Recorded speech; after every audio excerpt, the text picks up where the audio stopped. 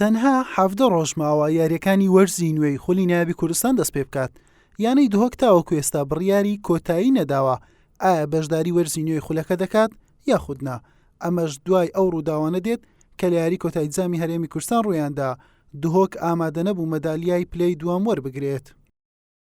والله ئەو کێشەیە موجودە ئەکید دەگەڕێنەوە من چکەوە تقریبا 10 ڕۆژێکە لێرەمە ئاگام لە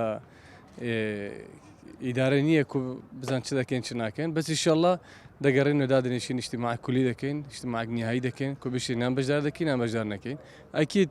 ئەو ڕوودا ئینشەڵڵا جارێک دی ڕوونادێتەوە ئەم هەمومان برایەکەین حەزمان لێ نییە چ مشکلە حازر بیت لە هەموو فەریقەکان ئینشەڵڵا کۆ بشین هەموو محاولە دەکەین کۆ بەشدار بین ئینشەڵڵا. سەرۆکی یەکێتی تۆپی کوردستانیش دەڵێت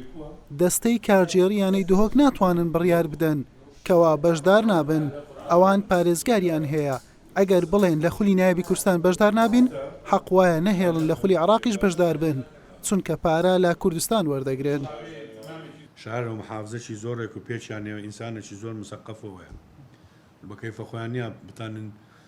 ئەوە بکەن قەرار بدەن لەسەر محافزەش ئاگادەبی محافزەی دهۆکەوە نادی دهۆک شەخسێک نییە دهۆکە پارەکە نادیگارە کە دەکاتە دەوری دەرێزە دووسێ کە گوتیان ئەمە سەحب دەکەینەوە لە دەوری کوردستان لە پارەیان نەبوو محافزی دهۆک بزانەتیانی پێکرد ئیدارەی هەموو گۆڕی کەیفە خۆتانە حافزە حافز پاریان داتێت وەرەکەنە منم پار دەدەمێت نۆکە بە کەیف خۆت و سەحب دەکەیەوە محافز دەیەوە گەنجەکانی گەمێ بکەن دەوری کوردستان گەمێ بکەن زەکات و بڵێ وەڵام سەحب دەکەم نادی هەولێ سەحب کات و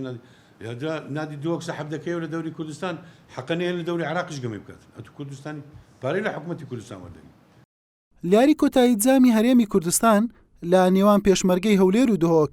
لە نێو یاریگەیانەی هەولێر شەڕی دەستە و یەخە دوای کۆتایی هاتنی یاریەکە دروست بوو خەڵاتەکان دابەش نەکرا یانەی دهۆک دواتر ئامادە نەبوو مەدالیای پلەی دووەم وەربگرێت لە ئێستاشدا بڕیاری بەشداریکردنی لە وەرزی نوێ نەداوە و